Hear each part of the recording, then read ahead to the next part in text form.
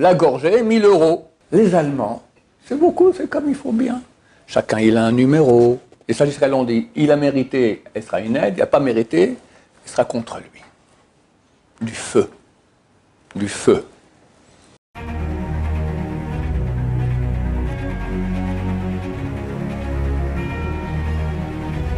Ce jour est dédié pour la Refoua Shema, la guérison complète et rapide de Gisèle Tzipora Batester, qui aujourd'hui commence une opération pour Bezrat Hashem guérir d'une maladie très difficile. Bezrat Hashem. À la question de Shmuel. Comment est-ce qu'on peut faire pour améliorer ces rapports Ben Adam Lachavero d'un homme avec son prochain? Ok, alors Ben Adam Lachavero, ça veut dire exactement l'homme et son prochain. Comment améliorer nos relations avec eux? Il faut savoir que la Torah, elle mène un accent extrêmement important là-dessus. Les gens ne savent pas. Les gens savent que c'est important de manger cachère, c'est important de prier, mettre de filines, Shabbat, c'est vrai, je ne dis pas que non. Parce qu'il y en a qui disent le contraire, il y en a qui disent non, l'essentiel c'est d'être gentil, avoir des bonnes relations avec les gens. Mais il y a des goïms aussi qu'il faut qu'ils sont gentils, d'accord? La Torah te demande d'être juif, pas d'être goï. Donc il y a les deux aspects. Les deux tables de la loi qui sont les bases de notre Torah, c'était 10 lois, les 5 premières lois sont la première table, les 5 dernières sont la deuxième table. La première table, c'est la relation entre l'homme et Dieu. Et la deuxième table, entre l'homme et son prochain. C'est-à-dire que les deux sont nécessaires, les deux sont importants. Maintenant, dans la mesure où c'est beaucoup plus facile d'avoir des bonnes relations entre Dieu et l'homme, entre l'homme et Dieu, faire Shabbat, bon, au début c'est un peu difficile, tu t'habitues, tu apprends les lois, tu fais Shabbat. Manger cachère, tu le fais. C'est pas trop compliqué. Par contre, les lois entre l'homme et son prochain, oulala. Je crois que personne ne peut dire qu'il est parfait à ce propos. Quelqu'un peut dire, je suis parfait pour la cacheroute, je suis parfait pour mes tefilines, je suis parfait pour mon Shabbat, mais parfait dans mes relations avec mon prochain, c'est beaucoup, beaucoup plus dur, beaucoup, beaucoup plus fin, c'est très, très difficile. Pourquoi? D'abord, ce n'est pas toujours des choses claires. Cacheroute, c'est clair, ça c'est interdit, ça c'est permis. Ou même quand tu as un doute, tu ne manges pas pour ne pas rentrer dans un doute. D'accord? Shabbat idem, c'est pas si compliqué que ça. Mais, en ce qui concerne les relations avec son prochain, il est interdit de la Torah de blesser son prochain, de lui faire mal. Maintenant, tu lui dis trépidio, c'est clair qu'il va avoir mal, d'accord? Mais il y en a qui sont touchés parce que quand tu es passé le matin près de lui, tu n'as pas fait un grand sourire. Mais toi, tu ne pensais pas à lui faire un grand sourire ou pas, toi, tu es dans tes affaires, il y a des gens qui sont touchés par ça. Tu as des gens qui sont hypersensibles.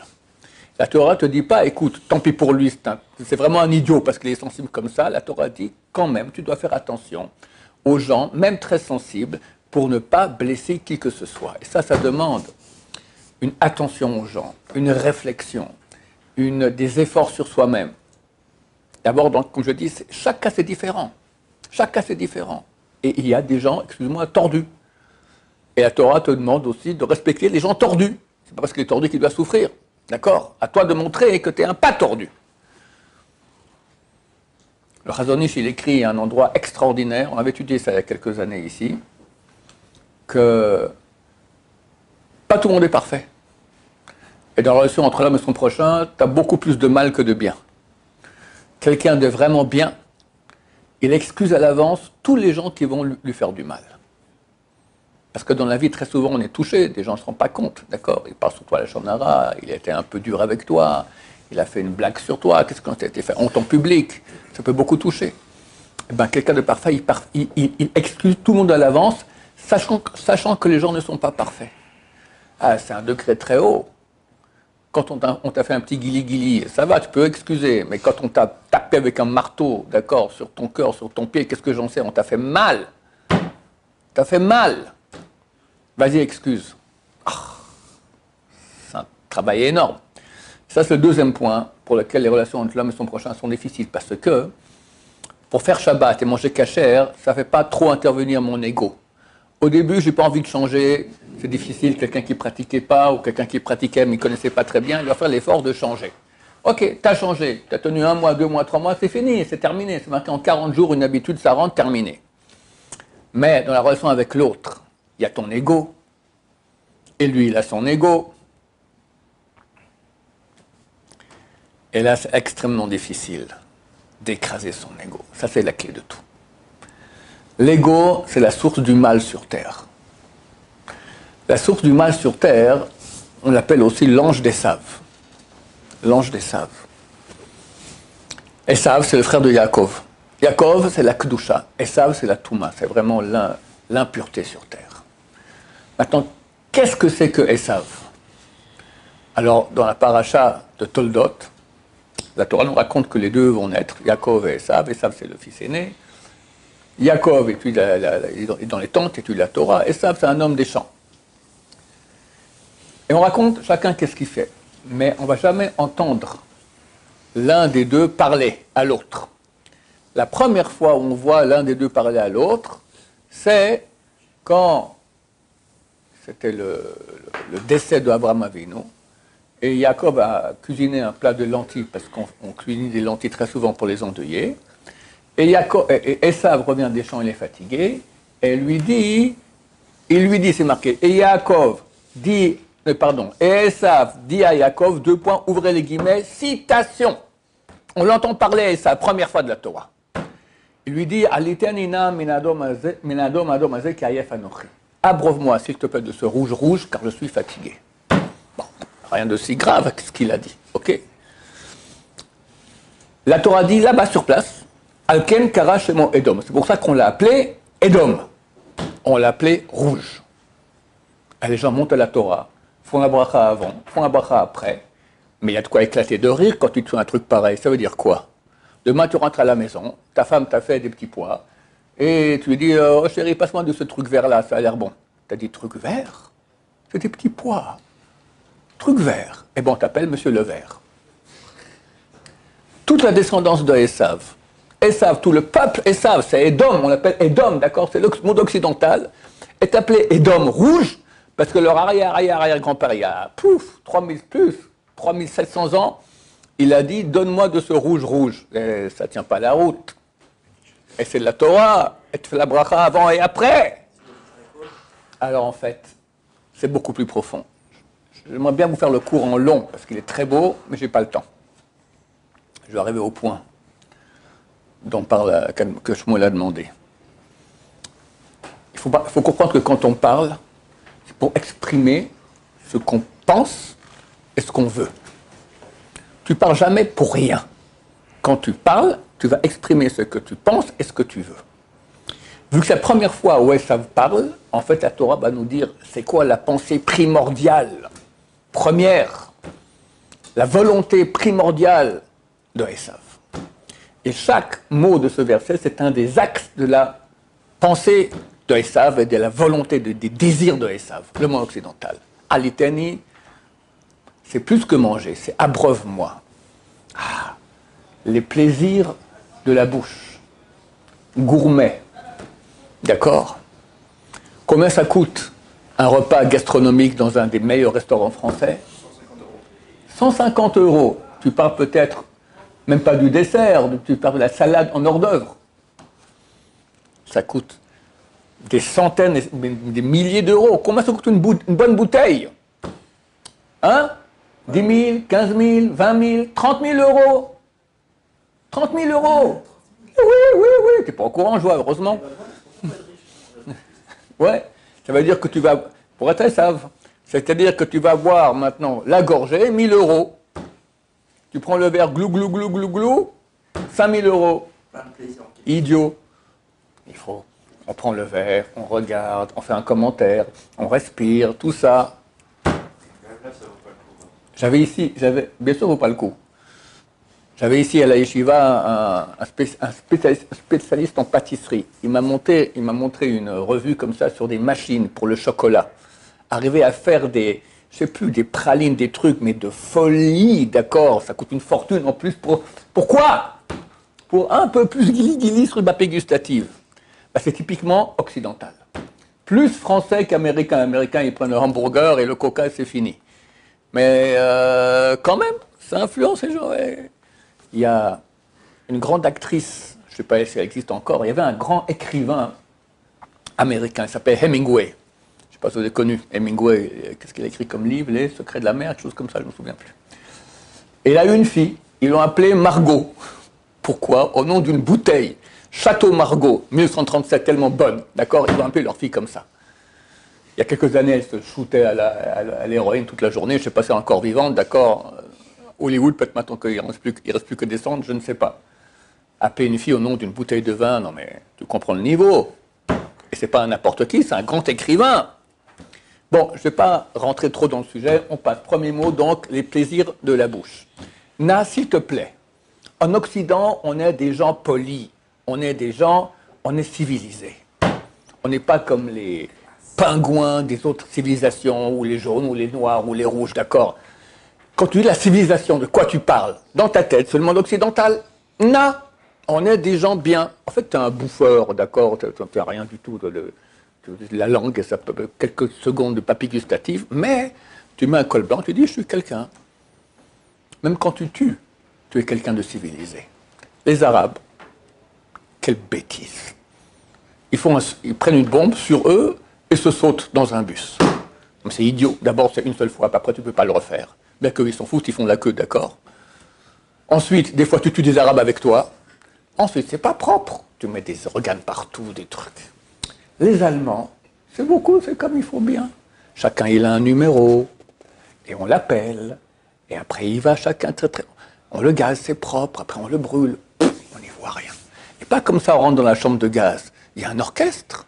On joue Tchaïkovski, comme ça. On est des gens civilisés. L'officier allemand, il prend son pistolet, il met le gant de velours, et il tire. Nous sommes que des Deutschkultur. Wir sind. Nous sommes civilisés, mais dans le mal. Minadom Adom Azé de ce rouge-rouge, et c'est le point le plus important du monde occidental, que la superficialité. Qu'est-ce qui est le plus superficiel dans un objet? C'est sa couleur, ce qui saute aux yeux en premier. Le look, la mode, typiquement occidentale. Typiquement, on va parler aux Arabes de la mode, aux Chinois de la mode, mais la France, Paris, Milan peut-être encore un peu, mais Paris, la mode, le look, la pornographie, la femme, tout ce qui touche les plaisirs des yeux, typiquement occidental. Je pourrais développer tout cela. Minado Mazé Karief Anochak. Fatigué, fatigué, t'entends? Fatigué, c'est typiquement occidental. Le dimanche, jour férié, petit déjeuner au lit. Et l'heure moyenne du réveil, je ne sais pas, midi, 1h, 2h, il y en a qui mettent pas de pyjama, mais il y en a qui mettent le pyjama samedi soir, ils l'enlèvent le lundi matin. D'accord? Pourquoi se changer dimanche matin et se rechanger dimanche soir? Restons en pyjama. Et je pourrais aussi développer beaucoup. Que l'Occident a développé énormément tout ce qui est le moindre effort. Le moindre effort. Un temps, avec le téléphone, il fallait tourner les cadrans. Vous vous souvenez, vous n'avez pas connu ça. 10 numéros occupés. Crise cardiaque. Alors, ils ont fait, maintenant, il faut appuyer comme ça. Puis un temps, il fallait appuyer. Puis après, ils ont fait le tactile. Pourquoi? Parce que quand tu appuies, ça fatigue le doigt. Alors là, juste, tu effleures. Comme un grand progrès dans le moindre effort. L'ascenseur, la voiture, tout ça, j'ai pas de problème. Mais regardez quel point on va faire le moindre effort. Et le point auquel je voulais arriver, le dernier mot de ce verset, Kiaïef, Anochi, fatigué, je suis. Tout ça, c'est pour gagner du temps. Pardon? Tout ça, c'est pour gagner du temps. De gagner du temps, pourquoi? Pour aller au lit. Si tu me dis, je veux gagner du temps pour étudier la Torah, j'entends. Mais oui. Gagner du temps, pourquoi? Pour jouer aux cartes? Pour regarder un feuilleton? Ok, non, je te dis. Donc ça tourne en rond, on reste dans le nul, d'accord? Anochi, je suis.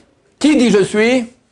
Dieu, dans le 10 commandements, le premier des 10 commandements, le premier mot c'est Anochi, je suis l'Éternel, ton Dieu. Et ça, il va dire Anochi sur lui, comme Dieu. Je suis Dieu. Je suis Dieu. Et dans le prophète Yirmyahu, c'est marqué, Pharaon dit, et nos frères Ashkenaz ont lu cet Haftara ce Shabbat, Li Yori Vanyasitini, à moi appartient le Nil et c'est moi qui me suis créé. Non mais il est toc-toc le type, tu t'es créé. Eh bien chaque homme moderne occidental, il dit ça. Il dit pas je suis Dieu, j'ai créé le monde. Mais il dit, je suis libre de décider qui je suis, pourquoi je vis, quel est mon but dans la vie. Mais dis-moi, non mais t'es toqué. T'as été créé. Tu t'es créé toi-même, tu t'es créé. Comment? Tu sais toi maintenant pourquoi tu as été créé? C'est toi qui décides ou ton créateur qui décide? Ah non, mais j'ai le droit de... C'est moi qui décide. Et c'est ça le problème de toutes les relations entre l'homme et son prochain. L'ego, c'est une force du mal puissante qui provient de Esav, mais qui est en nous. Comment je peux m'excuser? Dans l'endroit où il y a plus de problèmes entre l'homme et son prochain, actuellement, c'est dans les couples. Pourquoi? Parce que quelqu'un dans ta chambre, il te casse les pieds. Ben, tu changes de chambre. Au bureau, ça va pas, tu changes de bureau, tu changes de travail. Mais tu es marié. Elle te casse les pieds. Maintenant, elle te casse les pieds 1000 fois plus que quelqu'un d'autre. Pourquoi? Parce que tu es très proche d'elle. Donc tu es vulnérable. Et puis quand elle veut t'embêter, elle sait exactement sur quelle corde elle est pincée là-bas. D'accord? Tu deviens fou. C'est marqué quelqu'un qui a une femme qui est méchante, il ne va pas en enfer. Parce que c'est une souffrance terrible. Évidemment dans les deux sens aussi, une femme qui a un mari qui est tordu. Pourquoi? Parce qu'on est très sensible à notre partenaire de couple et l'ego est très touché. Donc il faut arriver à écraser l'ego énormément. Qui dit pardon à sa femme ou à son mari? Il faut savoir baisser la tête, s'écraser. L'homme ne s'écrase pas, il a un ego. C'est très connu. Quand il y a des problèmes de couple, on recommande beaucoup d'aller faire une thérapie chez des spécialistes qui vont aider. La femme, d'habitude, est d'accord. L'homme, très rarement, quelqu'un va me dire à moi comment je dois me comporter, mais je sais très bien ce que je dois faire. Tu sais très bien, tu te prends pour le bon Dieu, mon cher ami, ou Pharaon avec son île. La base des relations entre l'homme et son prochain, c'est l'humilité.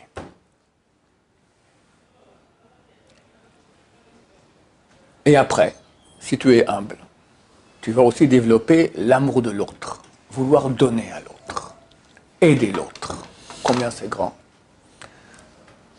Rabbi Akiva a dit t'aimeras ton prochain comme toi-même, c'est la base de toute la Torah. La base de toute la Torah. Donc il faut agir dans ce sens. Il faut aimer son prochain.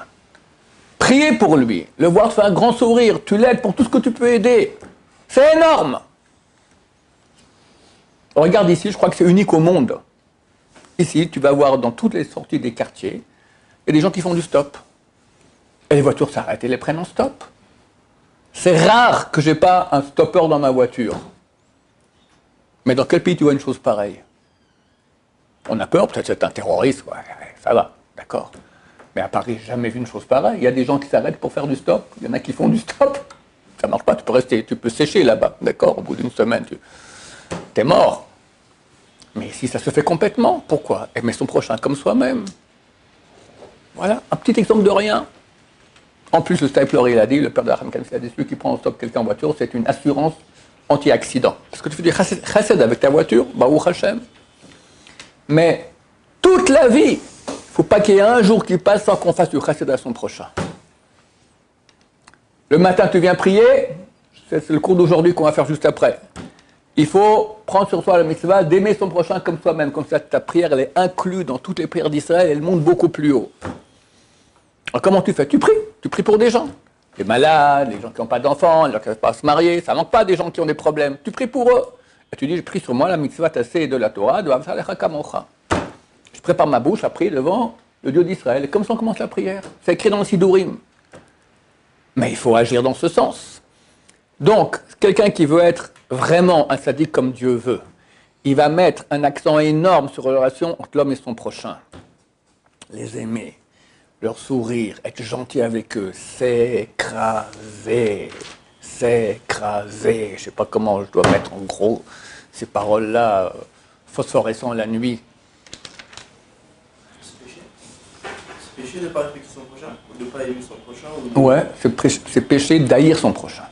Ah, haïr. Haïr. Ne pas aimer, ne pas haïr, tu rates une mitzvah, qui est la plus grande de toute la Torah. Tu rates une mitzvah. Ok, il y a un sachar. Bien sûr. Ben, bien sûr, si la plus grande mitzvah, tu ne la fais pas, ben, tu manques énormément. Tu es super manquant. Pourquoi Dieu a créé le couple? C'est marqué que Dieu a créé le premier homme, homme-femme, collés ensemble. Il n'y avait jamais de problème. Ils s'entendaient à merveille. Tu as vu ta main droite qui dit espèce de corneau à la main gauche. Ça n'existe pas un truc pareil. Ben, ils s'entendaient à merveille. Dieu a dit Lotov heyot Adam levado. Ce n'est pas bon que l'homme soit seul. Seul, ça veut dire un, féminin, masculin. Esel Ezer Kenegdo. Je vais mettre une aide en face de lui. Ezer, c'est aide. En face, Keneged, c'est aussi contre. Mon Keneged signifie aussi contre. Les sages israéliens ont dit, il a mérité, elle sera une aide, il n'a pas mérité, elle sera contre lui. Du feu. Du feu. Ish, Isha, homme et femme. Ish, on écrit Aleph, Yud, Shin. Isha, Aleph, Shin, Hei. Il y a deux mêmes lettres dans les deux mots, Aleph et Shin, feu. Le Ish, il a le Yud, en plus, la femme a le Hei. Si la présence divine est dans votre couple, alors il y a Yud, Kei, le nom de Dieu, et c'est la paix. S'il n'y a pas, la présence divine part, et il y a Esh, il reste le feu de la discorde. Terrible! Tu as regardé autour de toi, tu verras combien les gens vivent malheureux comme tout dans leur couple. Comment on fait pour qu'il y ait que le Yud et le Hei? Pardon?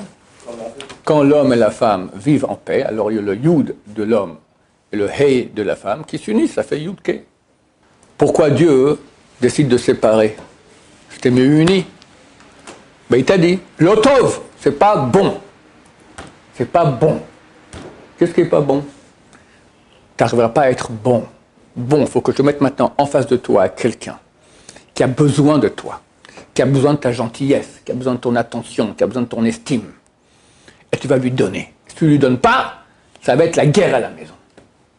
C'est tout le but de la manœuvre. S'il existe aujourd'hui dans le monde, masculin, féminin, c'est pour un seul but, que l'homme s'habitue à devenir tov, bon. Donner, donner, s'écraser, donner, s'écraser, donner, s'écraser, donner, s'écraser, donner, s'écraser, donner. Toute la vie. Celui qui a compris ça et agit comme ça, il a gagné sur tout. Sur tout. Il y avait un grand tzaddik qui est décédé il y a une trentaine d'années. C'était un des plus grands d'Israël, Rav Shlomo Zalman Auerbach Zatzal. Quand sa femme est décédée, alors l'habitude, à l'enterrement, on s'excuse pour tout le mal qu'on lui aura fait. Il dit, je ne m'excuse pas. J'ai jamais fait à ma femme quoi que ce soit que j'ai besoin de m'excuser. Qui peut dire ça? C'est pas une blague, hein, il est devant le corps de sa femme. Et quand il est décédé, il était à l'hôpital. Après, il descend les escaliers, tout seul. Il y a un élève qui vient avec un grand sourire. Kvod Harav, Mazal Tov, j'ai eu un enfant, Mazal Tov. Le Rav fait un grand sourire, Mazal Tov, Mazal Tov. Le type qui est avec le Rav, il dit, je ne comprends pas, vous venez de perdre votre femme, vous lui faites un grand sourire comme ça. Il dit, pourquoi il devrait souffrir de ma souffrance? Regarde-moi ça. Sensibilité à l'autre. Faire que du bien et s'écraser. Voilà, ça c'est un programme fantastique. Celui que Dieu veut, et celui qui fait ça, alors il est très très aimé d'Hachem. De plus, il est écrit que celui qui s'écrase, on lui enlève tous ses péchés. Alors même il a fait des bêtises, le type, beaucoup de bêtises dans sa vie, mais il s'écrase devant les autres, il fait carpette. On lui pardonne tous ses péchés. Ça vaut la peine? Baruch Adonai, l'olam, amen va amen.